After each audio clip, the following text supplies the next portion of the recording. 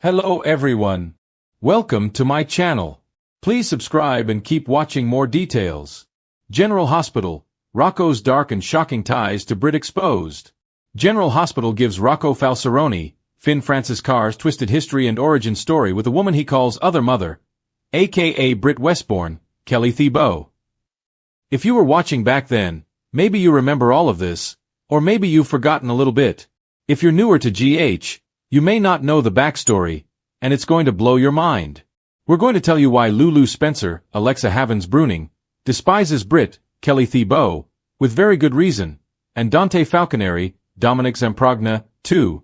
This backstory also explains what you're seeing now with Emma Scorpio Drake, Braden Bruner, ready to strangle Brit and why those two despise each other. Lulu and Dante's heartbreaking struggle to start a family on General Hospital. It all started back in 2012. Lulu and Dante were married and wanted to start a family, but after trying for a while, Lulu was diagnosed with a uterine issue. They diagnosed it as one thing and then later changed it to something else, so I'm not going to go into the scientific names. The bottom line was she was unable to carry a pregnancy to term. Dante and his wife were planning to adopt, but then Lulu lied on their application, and they were blacklisted. A lot of stuff came out that Dante didn't know before, like when Lulu chose to have an abortion in high school. Maxi's surrogacy and a shocking baby switch on GH. Dante and Lulu started looking for a surrogate, and back then, Brit just happened to be Lulu's OBGYN. Brit oversaw the process of harvesting Lulu eggs, getting Dante's sperm, and making some embryos. Maxi Jones, Kirsten Storms, agreed to be their surrogate, which is insane and would never happen in real life because transplant patients don't qualify to be surrogates, and she's had a heart transplant. But anyway, Brit was able to use their biological material. She made 3 embryos, and the first one went into Maxi, who was carrying Dante and Lulu's baby. That got messy when Maxi fell and had a miscarriage. She then had a one-night stand with Damian Spinelli, Bradford Anderson, and got pregnant. Maxi lied and pretended the baby was Lulu's. She didn't even tell Spinelli. Of course, it was her and Spinelli's baby, who is now called Georgie Jones Spinelli, Lily Fisher. There was a messy custody battle with Spinelli and Lulu, and Dante wanted custody. They were stunned over Maxi's lies, and in the end, Spinelli got custody, Lulu was crushed, and Maxi was banned from seeing her daughter. The stolen embryo, Brit Westbourne's ultimate betrayal on General Hospital. The next embryo that got used is the one that became Rocco Falsaroni, Finn Francis Carr. Back then, Brit had just gotten dumped by Emma's dad, the very handsome Patrick Drake, Jason Thompson. Part of the reason was that Brit was just mean, and she despised Patrick's daughter, Emma. Remember, she keeps talking about how she barbecued her doll? She really did that. Set her favorite doll on fire. So, Brit stole one of Lulu and Dante's embryos to implant in herself. Lisa Labrecht, Kathleen Gotti, actually did the implanting procedure because you really can't do it to yourself. She put the baby in Brit, who then told Patrick that she was pregnant with his child. Brit did get attached to the baby during the pregnancy, but Patrick rejected her. He didn't want her and said that he would sue for custody.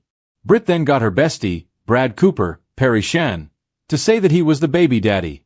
That was the lie that Brit started spreading. By the way, it was Brad who spilled the truth of Georgie's DNA back then when she was being called Baby Connie. Brad was the one who told Lulu and Dante that was not their kid. I miss Brad. He is all drama. A tangled web of lies. Brit's desperate cover-up. Brit told Patrick that Brad was her sperm donor because she was desperate to have a child. Then, Brit gave birth to the son she named Benjamin one night at Windermere when she went into labor and couldn't get to the hospital in time. She gave birth on Spoon Island. Brit had to lie again about Ben, aka Rocco, and his paternity because he clearly wasn't half Asian, which didn't line up with the lies she told about Brad. Brit then told Nicholas Cassadine, then Tyler Christopher, whom she was dating and was about to marry, that she actually stole a sperm sample from the hospital. Unraveling the truth. How Rocco's parentage was exposed on GH. These are 2 interesting embryo stories, but what's even crazier is the timeline. There's a lot of overlap. Maxi gave birth to baby Connie, aka Georgie, on August 21, 2013, and handed the baby over to Lulu, lying to her bestie and to Spinelli. Less than 3 weeks after that, Brit gave birth to Lulu and Dante's biological son. By October of 2013, The truth was out that Connie was really Maxie and Spinelli's kid. Lulu wanted to keep the baby, but Spinelli fought for and won custody. Elizabeth discovers the truth on General Hospital. Of course, Lulu was devastated and childless, but at the same time, across town on Spoon Island, she had a biological child and didn't know it. Britt had Rocco and was raising the baby with Nicholas. Rocco was born on September 9, 2013, so there were only about 3 weeks between when these kids were born. The truth stayed hidden about Rocco for months. It was in February, when Ben, aka Rocco, was 5 months old, that Elizabeth Weber, Rebecca Herbst, noticed that Britt's son had a latex allergy, just like Dante. Liz had noticed other similarities. And Nicholas also mentioned to Liz that Britt used a sperm donor. Elizabeth ran a secret DNA test and confirmed that the baby was Dante's, but they still didn't know that it was the embryo child. Lulu and Dante found out in February 2014, but they thought Britt had just stolen Dante's sperm. The whole truth wasn't even out yet. The explosive reveal at the engagement party. By then, Britt and Nicholas were getting ready to get married, and Britt decided to come partially clean to her fiancé. Britt told him that Liesl stole Dante's sperm sample, but she kept the Lulu part of it to herself. Then, in very soapy fashion, Britt wrote a letter confessing the whole thing to Lulu to get it off her chest. She intended to burn the letter but got the envelopes mixed up. Elizabeth found the letter, ran to Lulu, and unfolded the shocking truth. At Britt and Nicholas' engagement party, Lulu showed up and dropped the bombshell, which horrified her brother Nicholas. Of course, he dumped Britt, and she was arrested for stealing Lulu's last 2 embryos. Rocco was one, and Liesl had kept a secret about to erupt from a dusty corner of the past, one that tied Dante and Lulu's son, Rocco Falconeri, to the late and controversial Dr. Britt Westbourne. It began with a box. A simple, dented metal box discovered behind a false panel in Albrecht's abandoned Windmere apartment. Scott Baldwin had hired a specialty crew to clean the place before putting it on the market, and one worker found something wedged in the wall cavity. The moment Scott saw W etched on the lid, he knew it belonged to someone whose shadow still haunted Port Charles. Britt. And inside, chaos. A name Dante never expected. Dante Falconeri arrived at the station early the next morning after Scott delivered the box, insisting it be turned over to the police. As Dante flipped through the worn files, his breath caught at the sight of a sealed envelope marked, "For Rocco Falconeri, when he is old enough." His son's name. In Britt's handwriting. What the hell? Dante muttered, throat tightening. Jordan watched him carefully. Do you want backup on this? No, he muttered. If this has anything to do with my kid, I handle it first. But nothing prepared Dante for the letter inside. With shaking hands, he unfolded the pages and scanned the first lines. Dante, Lulu, or whoever finds this. If you're reading it, I'm gone. I owe Rocco the truth about something I did. Something I never intended to come out this way. Dante's knuckles whitened. Rocco. Why Rocco? He read further. And the world tilted. The secret of the stolen embryo. Revisited. When Britt returned to Port Charles years ago, everyone thought her time as the Britch, and her stolen embryo crimes were long behind her.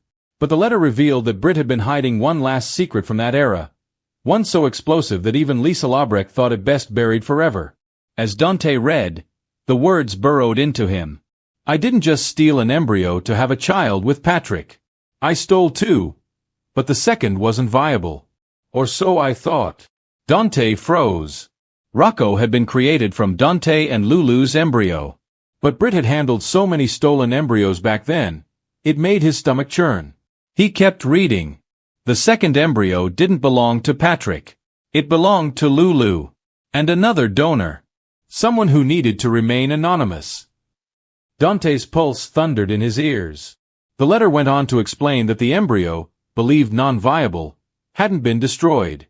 Albrecht, hoping to retain options, had kept it frozen under an alias for years. Britt only discovered it after returning to Port Charles and planned to tell Lulu, but then Britt's life spiraled. With Cyrus, with Jason, with her own health. She never found the window. If something happened to me, I wanted Rocco to take this truth to his mother someday. He deserves to know he was not the only child created from that nightmare. Dante reread that line 4 times. Another child, he whispered. Alive! Rocco hears the truth first. That evening, Rocco, now a teenager, sharp, stubborn like his mother, walked into the living room as Dante hid the letter behind his back. But the kid noticed everything. What's going on? Rocco asked. You look like Nana told you she's getting remarried again. Dante hesitated. For the first time in his life, he didn't know how to protect his son from the truth. It's about Brit, Dante said carefully. Rocco's eyes widened. The doctor who died saving people? Why would she have anything to do with me? Dante swallowed. We found a letter. Addressed to you. From her. Rocco blinked. Hard. Why me? Dante handed him the pages, and watched his son's entire expression change. Shock, confusion, anger, and something else Dante had never seen in him before. Fear. You're telling me there was another embryo? Another kid? Rocco whispered. We don't know if they were born, Dante said. We don't know anything yet. But Brit wanted me to know. Not Mom. Not you. Me. Rocco's voice cracked on the last word. Why? Dante sat beside him. She said she trusted you to tell the truth someday. Rocco shook his head. No. She knew something else. Something she didn't write. She wanted me to figure it out. A stunning clue in Brit's jewelry. Later, Rocco paced his room. The letter spread across his desk. Something tugged at him, a detail he couldn't shake. Brit's necklace. He had seen pictures of it. An unusual locket Brit wore near the end of her life. Something she claimed was deeply personal. Rocco rushed downstairs. Dad, did they find Brit's personal effects in the box? Dante nodded. Yeah. Why? Because I think she hid something inside the locket. Within minutes they were at the station. Dante slid on gloves and opened Brit's jewelry pouch. The silver locket glimmered under the lights. Rocco leaned in. There. Press that hinge. Dante clicked the tiny latch. The locket popped open, and a micro SD card dropped onto the desk. Jordan raised her eyebrows. Well, well. Dante stared at his son. How did you know? Because Brit wasn't stupid, Rocco said. If she thought someone dangerous wanted that embryo kept secret, like your Aunt Albrecht or Cyrus, she wouldn't leave the truth in a letter. She'd hide the real evidence. Jordan motioned to tech support. Let's see what's on it. Minutes later, an image flashed across the screen. A medical file. Timestamped 2 years ago. The name was blurred, but not the DNA comparison. Rocco gasped. Dante gripped the table.